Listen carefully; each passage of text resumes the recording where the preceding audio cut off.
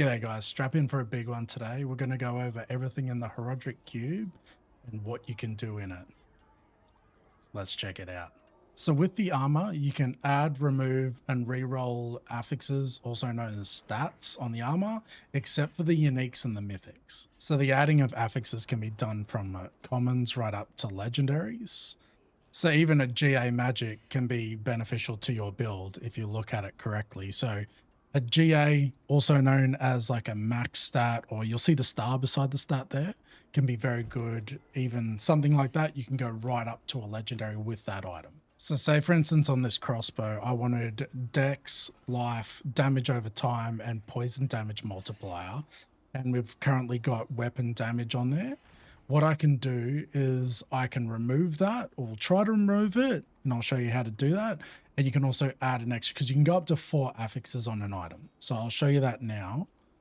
So if we go to add affix, and then we want hopefully poison damage or dex. If I throw on this, which gives you a target to offensive, let's roll it and see what happens. So we got intelligence on there because I'm on my sorcerer and not on my rogue. All right, so now you see that I'm on my rogue. Let's try it again, but now we're going to go a remove affix there with the offensive and hopefully remove that intelligence, and then we'll try for dex. Let's see how we go. So we'll remove it. And this is where it's an important thing to know, that certain affixes can be removed that you don't want removed. As you'll see there, I just lost that GA that I had on there because it was also an offensive. This is what I talk about, where it's a bit of a random thing where you can lose something that you really want to keep there. I'll show you later in the video on how enchanting can hopefully stop what just happened there from happening to you. Now let's talk about the re-rolling. So we've got an option here where you can go chaotic or you can go focused. Focused re-rolling means that whatever you put in here is going to be what it re-rolls. So if I put in offensive, it's going to have a chance to remove weapon damage, strength, and critical strike damage. Life's obviously a defensive one, so it's not going to remove life. But you've got the option of removing the other 3 to put on another offensive one. Whereas if you go chaotic, you it's going to do one of the 4. You don't know which one it's going to do. And then if you put the prism in there, it's going to make sure that whatever it rolls to is an offensive one. So let's see how this goes and what happens, all right? So we'll go chaotic. We've put the offensive in there. So I'm hoping that for my build on this barbarian, that it removes the life. It's not going to replace it with another GA, so I'm sacrificing that, but let's see what it does do.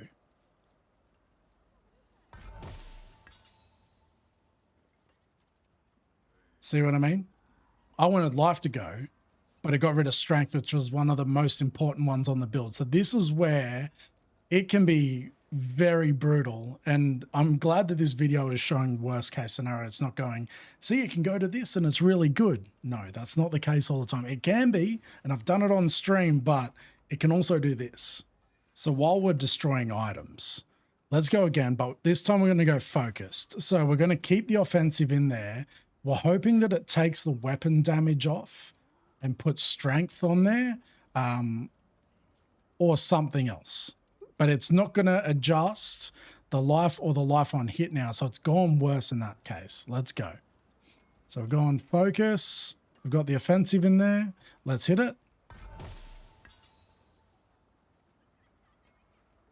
There you go. Worst case scenario again. So this thing can be super brutal or it can be good.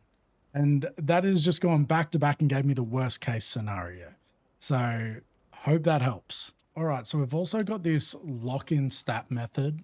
I don't know if it's going to change in the next season or what's going to happen to it, but at the moment, if you come to the occultist and you've got an item that's got a GA that you do not want removed in the cube, you can go to enchant, put it in, and so the critical strike damage multiplier is the GA at 31%. If I enchant it, right, you'll see that it changes. The star disappears in a way and it goes that blue like it's been enchanted, but you're not going to change it. So you leave it as a no change and it stays at the 31%. Now, when you go back to the cube and you roll on the offensive, so we go back over here, because we've got that GA, we don't want it removed. So now that we've locked it in that way, watch what happens. So if I go focused, and we put this back in, so usually it could have a chance of wiping off that GA as you saw earlier. Now watch this. So they're all offensives. So I want critical, vulnerable. The other ones that I want for this ring is critical strike chance and physical damage, right? Which can all be rolled under this one. So now we start rolling on focused. You'll see that it stays there. Now we've got strength. We can go again. We've got the chance that we want. So now if we get vulnerable, we'll be cooking, you know what I mean?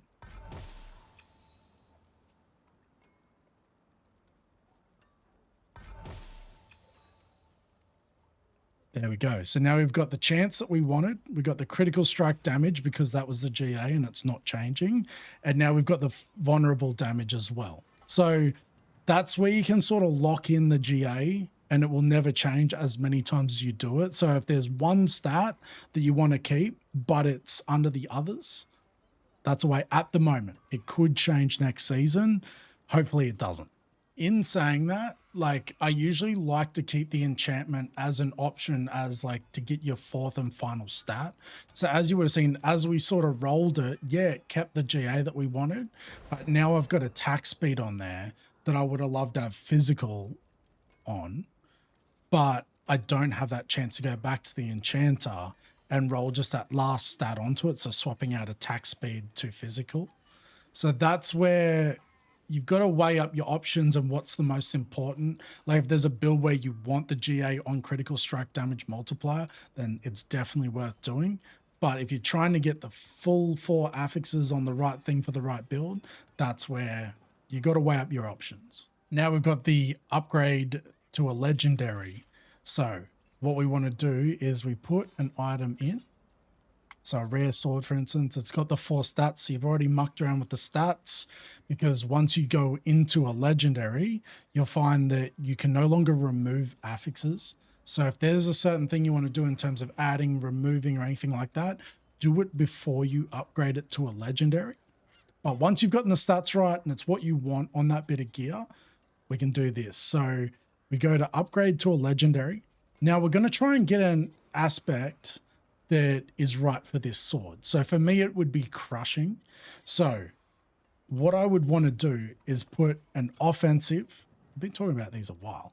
So I put an offense in. So at least then when we're rolling to a legendary, which will give you an aspect, it's got a chance of rolling an offensive aspect on it, right? So I'll show you there. So the way you can find out what the aspect is if you go into the collections, go to codex, you'll see that crushing, if I go to offensive, crushing is an offensive. So you know that you need to put that in. Same with like if you go resource, utility, whichever one you want, that's how you find out which one's the best one to go for. So when we put it back in, we go legendary, we're going to add the offensive in. And what we're going to do is we're going to roll it. It's not guaranteed that it's going to be crushing, right? But if we do it, it gives it a chance to do it for your main gear. Inner Calm. Didn't do it, but because it's for your main bit of gear, you come back over here to the occultist. Put it in there, change it to crushing. So you'll see that it goes from Inner Calm. Once you put, didn't want to do crushing for a second. Crushing. We've now got it there. So Inner Calm, all of a sudden it's got crushing on it. So then we can imprint that aspect on there. There we go. So that's how you do it if it's for your main gear. But now if it's for not your main gear, it's just to get the unlocks of aspects. what you can do is any gear that you get that's like blue, yellow, whatever, add the affixes in. So we're adding it in, but we're not putting any extra prisms or anything because we're just trying to get it to a legendary and then hopefully roll on the legendary. So what we do is we just go add. And then if we add one more, we'll go to yellow. So once we've done that, we can actually upgrade it to a legendary. So then if I go back, we pop this in, hopefully it gives us one that's going to be an upgrade for our aspects. So we hit it with that in because that's what we're chasing, or whichever one you're after. Right, so I put Hellbent Commander on there. So if it's an upgrade, when you come over to the blacksmith and you dismantle it, if it was an upgrade, it would come up as like the little logo on the top that I've talked about in the past with the swords. And then when you dismantle it, that's it for that piece. It would pop up there that it's actually unlocked that aspect for you. So that's a quick way to sort of get a few aspects going. It's not the best way, but it's another way that you can do it if you're not finding that you're getting a lot of legendaries dropping and whatnot. Just because I didn't get to show you exactly what happens when you unlock that aspect, this is what it will look like. So if you come over here, see on the little emblem at the top on the right hand corner of the item, it's got the swords there. When you dismantle it or salvage it,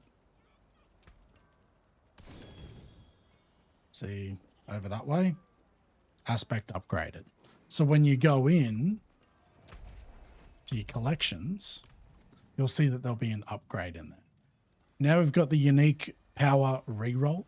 So what you can do is if we throw this item in here, what we're trying to do is you'll see down the bottom there, 0.38%. And it's got a range of 0.35 to 0.50. So what you can do is it does use these. I'll show you in another video how to obtain more of these. But for now, we'll just show you what we're doing. So we've got 2 there. What we're trying to do is get a 0.50. Get the max or as close to it as we can. Like 0.38 isn't bad, but what we'll try and do is before we go putting it into other things, we want to try and get that as close to max as possible. So when we do that, we're on unique power reroll.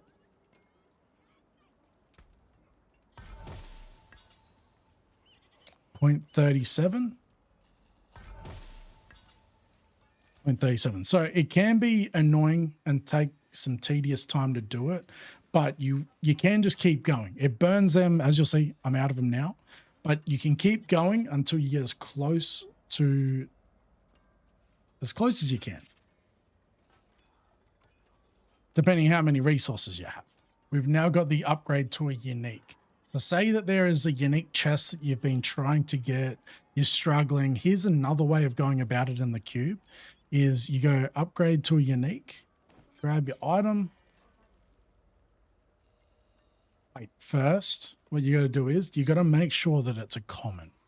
You'll only allow commons. So what happens if you've got a magic? So what you'll do is you actually go remove affix, throw it in. And what we're going to do is remove affix. We've got a common, right?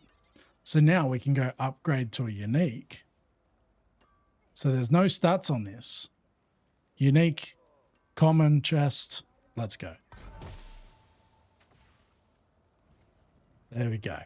So that is a way of changing them chests into, well, commons or even your magic or anything that you're not using but you're chasing a certain unique. That is one way to do it. If you don't want to do the whole boss farms or like say you got some bits you just want to get rid of, you've got the mats to do it. That is a way of doing it. So with the boss trophies, you can throw them into the cube and get uniques out of it.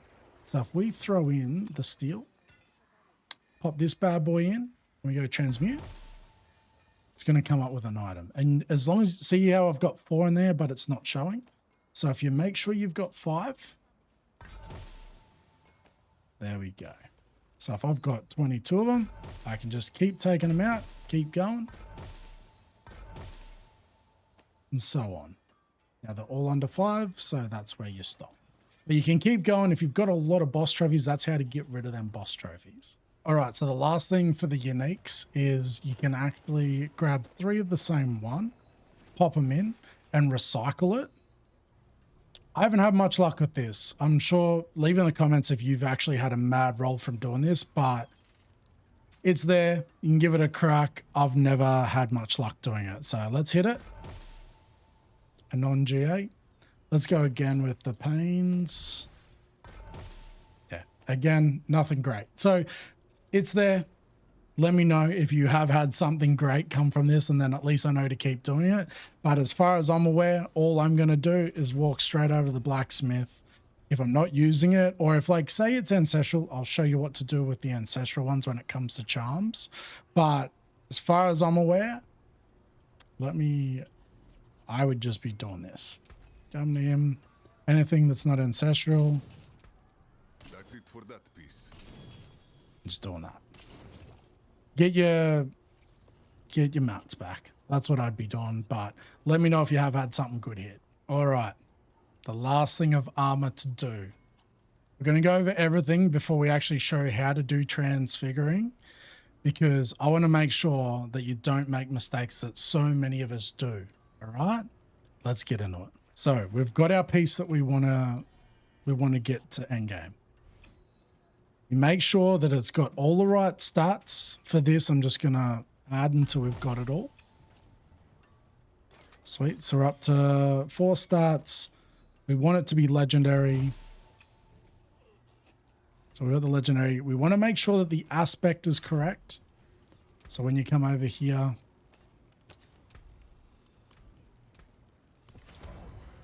we've got the right aspect on. Hopefully it's maxed or as close to max as you've got unlocked.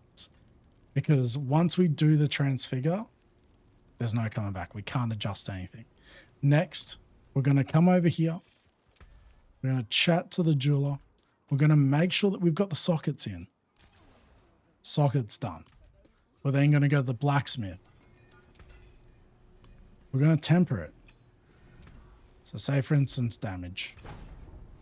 We are going to temper that until it's a GA. Not 30, was it 30%? Not the 30%. We're going to keep going until it's a GA. As you guys know, the star beside it. So 29%, we're going to keep going. And what you do is you've got these scrolls that you can use. You can keep adding them in. We're not going to stop until it's GA.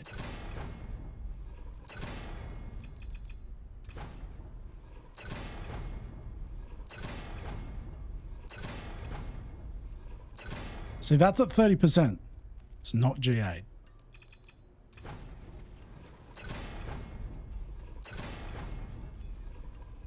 Again. 30% again. Doesn't want to give it to us.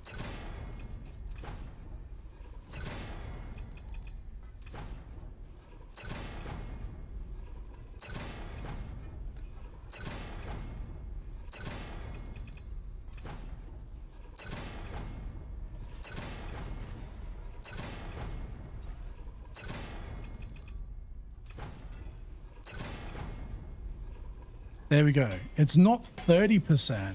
Because it's GA now, it's 38%. So you get an extra 8% by hitting that GA. So see what I mean? You want to make sure you keep going. Doesn't matter if it's close. We want it at a GA. Once we've done that, we're going to go to masterworking.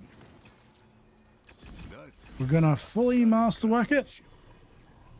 So we've got, you'll see beside there, the masterwork is on damage.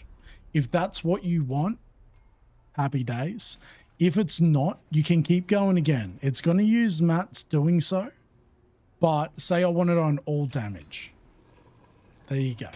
Luckily, it was only once. Sometimes you'll do it about 5 times until you get the right stat to hit, but there you go. That's what you want. Is that right there, is to literally change it until you get the masterworking on the one that you want. So now that's done. So what have we done? We've made sure we've got the right stats on. We've socketed it. We've tempered it. We've masterworked it. We've got everything right. I don't know if I said it, but aspect as close to max as possible if you've got it unlocked. Now we can go over. We can transfigure it. So everything's right. You don't need to put the gem in. You can change the gem even after transfigure. That's as much as you can do with it.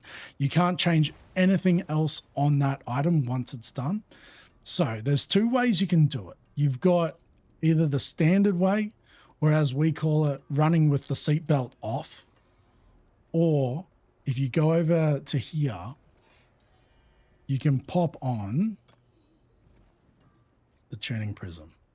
So it will guarantee that it's unmodifiable the first time around, but it also removes the most powerful outcomes. So it removes the risky ones where it can either be like a slight downgrade or anything like that, or a really big upgrade. It sort of throws you in that middle part. So we call it the seatbelt. Take it off. Take that bad boy off. Now we roll. So what do we get? We got item quality. So 1 to 15, we got 11. So it gives you a nice little juice up, but you'll see it's unmodifiable down the bottom there. Sometimes with running the seatbelt off, you can go again and again. I haven't had it on this build, but on my sorcerer I did. So it's always worth running with the seatbelt off, you know what I'm saying? All right, so amulets work a little bit differently. That's why I left it until after. So you'll see that we've got this bad boy right here. It lets us transfigure first, but adds a random bonus to our legendary affix onto it. So we do this first. So we've got our item, I've socketed it, I've got the right stats on it, I've tempered it to a GA, everything's done. Masterwork, whatever I've said there. Now we throw this on, we hit this. You'll see there, summoning a greater demon knocks down enemies. So you've got that as well. So you can do this as many times as you want until it's the one that you actually want to have on there. And then we can take it off and hit it again. All right? So that's how we do it. So now that we've got it close to where we wanted it, we can then take this off, transfigure again, and it will keep that one that we had plus adding an extra one on top. So we go, what did we get? So we got indestructible. Unreal. Worst case scenario, especially with the seatbelt off, but hey, these things happen. We'll talk about nightmares and tributes and what we can do with them in the cube. So with the nightmares, you can put 5 of them in there. Nearly said 3. And then once we transmute that, we'll get a legendary escalation sigil. Now, with the tributes, the blue ones, you can transmute 5 of them. It will make one of the rares. With the rares, you can put 5 in, make a legendary. Look closely at this armaments one. So armaments is super important for this reason. We put 5 armaments in there. What do we get?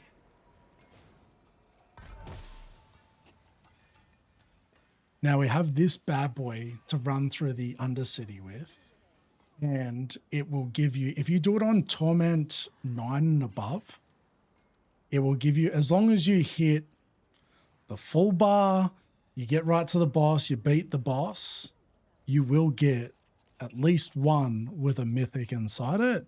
If you've scaled a certain way on the boards, like the war plan boards, you can possibly get goblins, and then it just goes up from there. So super important to keep these running with the crew. Torment 9 and above. Happy hunting, guys. All right, so we've got runes. So the reason I'm at the jeweler right now is just to show you something. So if you come across to this tab here for the rune crafting, there's the Mythic Uniques crafting tab. So say there's this one that I really want to get. I I don't have one yet. Don't look at my build. I don't have one yet, but I'm chasing that. So I've got enough sparks. I've got enough of the Q. I've got enough of the Gar. So I need jars are the big one. So I need 6 of them. So if I go back to the cube, knowing that I need 6 jar runes, you scroll down to jar. So it's going to use 1 chem for each jar that you craft, and then it's 5 and 5. So 5 rares, 5 legendaries. But it lets you choose what ones you want. So if we go, it needed chem, wasn't it? So if we throw these in, because it definitely needs the chem. And then it said, what was it? It was 5 and 5 for that one. So if there's something that we've got, like for instance, we've got 44 back. And if we go, like, just, I don't want to burn through all of them just for. We throw 5 of them in because we've got the most of them. And then say, for instance, the Thule, we've got heaps of them.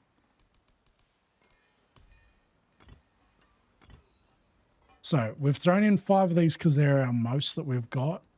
Probably not the best one to be using, but because I've got heaps, I'll do it. And then 5 of that.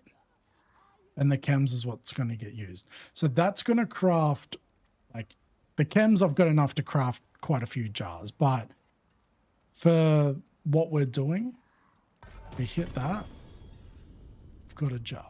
If we use another 5 rares and another 5 legendaries of any type, and we keep using these chems, we can keep going and we can eventually get the 6 jars that we need to craft that helm. So that's how you do it. That's been the easiest it's, I think, ever been in terms of the game.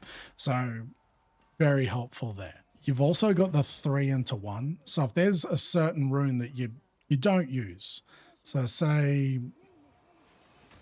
what do we got?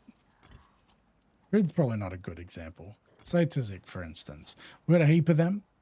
So you can go 3 into 1. It's going to give you the same rarity back, but it's going to be something different. So if we hit that, it's going to give us another one back in the same rarity. Bit hard to show. I'll show you in a sec. So this will show you a better way of doing it. So we've got it back in there. We go to 3 to 1. And then you'll see over this side, we've got no other runes in there. We go 3 to 1. Goes to 30. We've got a Moni there. So it changed from that to that. So you can do that as many times as you want. It will stay in the same rarity. So totally up to you if that's something that you want to do. So now we've got the one that's a 5 into 1. So if there's something that you don't want, it's going to use 5 of them, but it's going to go a rarity higher. So we throw these in. We go to amalgamate.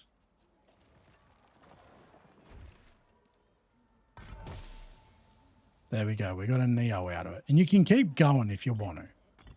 So if we take that out, pop that in, go again. There you go. You can also do it on a higher rarity if you want to. We got it back. All right, so we've got charms to deal with. So the first thing you're going to do is you're going to have to come over here quite a bit. And you're going to have to salvage charms. You're going to get this stuff back. And you're going to use that quite a bit. So you're going to find that you're having to do this quite a bit with items. Just salvage that. We got 400 back. Now say that there's a unique charm that you need for your build, but it's just not dropping. You're struggling. You're doing boss runs and everything like that. When you're doing the boss runs, if you get an ancestral of the charm that you need, you can whack that in here, as well as any random charms that you get. So say you get just these ones that you're not going to use, needs to be 3 of them, craft a unique charm. So the ancestral that you put in will be that charm once you do it. Again, you need this stuff. It's quite important. But then if we hit that, we have a God Slayer unique charm. So that's one way of doing it. The item must be an ancestral. It doesn't work with just the standards. With the charms, you can also do a 3 to 1. So if you throw in 3 of them, it is going to spit out a random, but again, 3 to 1, I haven't had too much luck with. Let me know if you have. There we go. So again, it can be something totally random. Also, I forgot to say, in that 3 to 1, you are burning through a lot of wasted resource by doing that with not too much of a guarantee. So again, like I would be, unless you're desperate, I don't know, come over here, salvage it, because you're going to get this material back. So you're better off doing that with any that aren't for your build. Burn them in here at the occultist. It is going to be way better. I keep going on about salvaging to get that material. This is why. So when you throw the certain set charm that you want in there and you're trying to get, like, that's already got shock skills, which is what you want. So if you've got that, you're whacking it all on, but there is the possibility of a GA shock skills. So this is where it gets expensive. So I've got it in there. We go reroll set charm.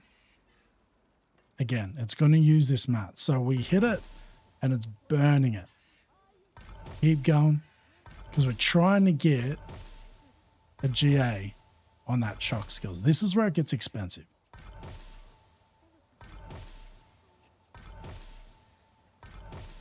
See what I mean? I didn't get it.